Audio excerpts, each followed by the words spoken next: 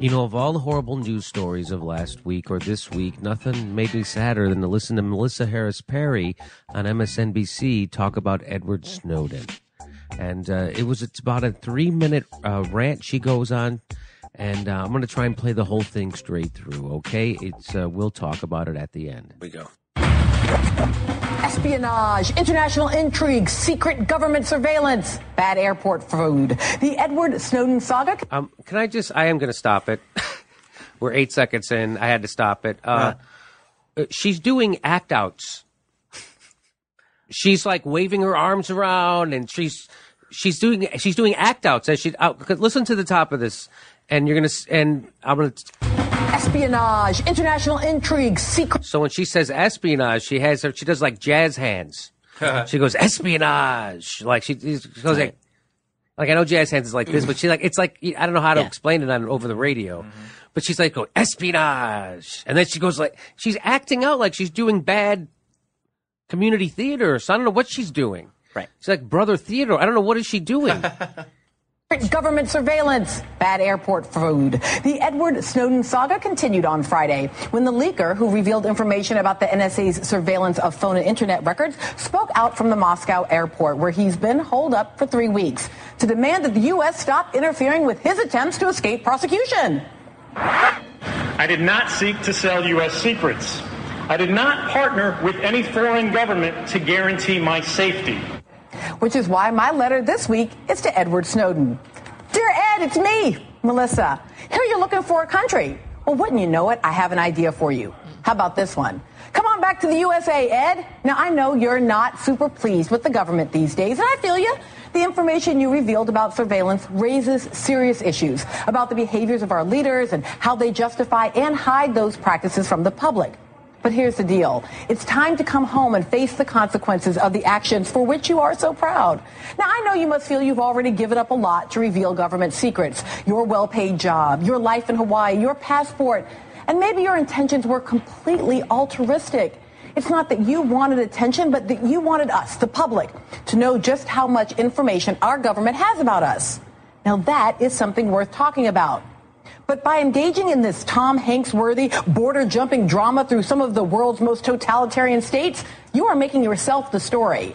Now, we could be talking about whether accessing and monitoring citizen information and communications is constitutional, or whether we should continue to allow a secret court to authorize secret warrants using secret legal opinions. But we're not. We're talking about you and flight paths between Moscow and Venezuela and how much of a jerk Glenn Greenwald is. We could at least be talking about whether the Obama administration is right that your leak jeopardized national security. But we're not talking about that, Ed. We're talking about you. Now, I can imagine you'd say, well, then just stop. Just talk about something else. But see, here's the problem. Even if your initial leak didn't compromise national security, your new cloak and dagger game is having real and tangible geopolitical consequences. So, well, we have to talk about you. I mean, we're talking about how maybe now you're compromising national security by jumping from country to country, causing international incidents and straining U.S. relationships with Russia and China. Really important relationships.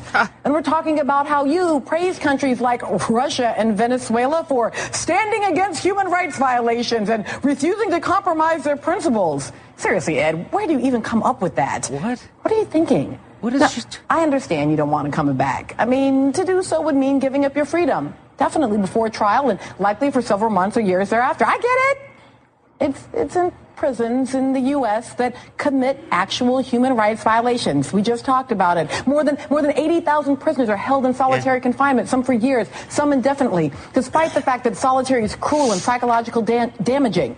I know those aren't the human rights violations, though, Ed, that you were complaining about. But you might have nothing to worry about anyway. Because unlike most of the people in solitary confinement, including Private Bradley Manning on trial for giving data to WikiLeaks, you've cultivated for yourself a level of celebrity. And that celebrity itself may just act as the protection, another kind of cloak. If you ever find yourself in a U.S. prison, you have made quite a spectacle of yourself, and the Obama administration will be very careful about how it treats you, unlike how states treat all those other prisoners. So come on home, Ed. Then, we could talk about something else. Sincerely, Melissa. Wow, that was more all over the map than Snowden is. You know. Well, can I just let me just frickin' didn't make any sense left and right, left and right. It didn't make any sense. How is she the professor of anything? Well, she's trying to do Rachel Maddow. I think that was kind of mind blowing, right? So I wrote a letter. She wrote a letter to Edward Snowden, so I have a letter for Melissa Harris Perry.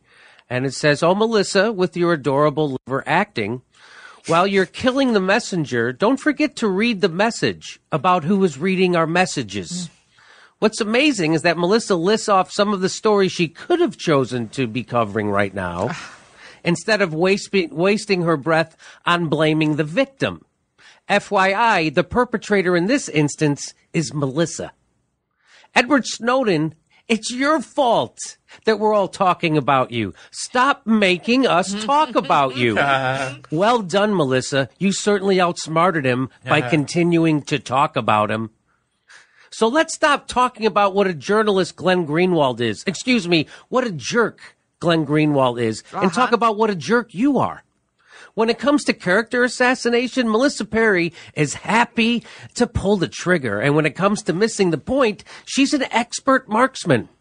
The only way you make Melissa stop talking about you is if you come home, Ed, and taste the same kind of justice that Bradley Manning, John Carrico, Jose Padilla, and Trayvon Martin got. That requires more bravery than I would ask of anyone. By Melissa's reasoning, the only worthy civil disobedience is the type done behind bars. I like the way Melissa accuses Snowden of seeking celebrity when she's paid a fuck ton of money to talk into a camera and not do actual journalism. Clearly, Snowden is doing it for the celebrity. Yeah, already he's got 40 more Twitter followers, a movie deal, his picture on the cover of People magazine, and a future of being hunted by the United States government for the rest of his life.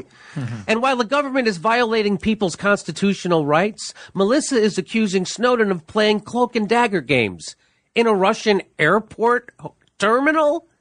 Asking countries for asylum sounds like a shitty cloak and dagger game to me.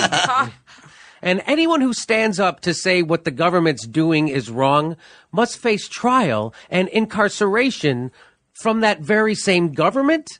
Unless they do that, they're just making a spectacle of themselves. Makes as much sense as anything else she just said.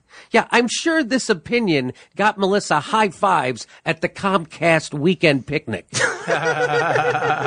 So what you're saying is this, Melissa, if I've got you right. Whistleblowers like Snowden should totally keep coming forward, but when their story becomes inconvenient to your bad editorial decisions, you would encourage them to turn themselves into federal authorities and quietly go away. Yes, like remember when the press made Deep Throat the real story and the Washington Post urged him to reveal his identity so they could get back to reporting on the felonies committed by Nixon? Yes, in our current media world, if Watergate happened today, Woodward and Bernstein would be put in jail while Nixon would remain in office. FYI, what Melissa Perry did here is much worse than a local news station that broadcasts the joke names of an Asian pilot. Dear Melissa, if you find another way of not talking about the unconstitutional NSA program, I'll know who to blame. It's that damn puppet master Edward Snowden again. Hey, Melissa, you got any beliefs you're willing to rot in prison for? Sincerely, Jimmy. I like it. Yay. Okay. You don't have the guts to put your last name on that? No.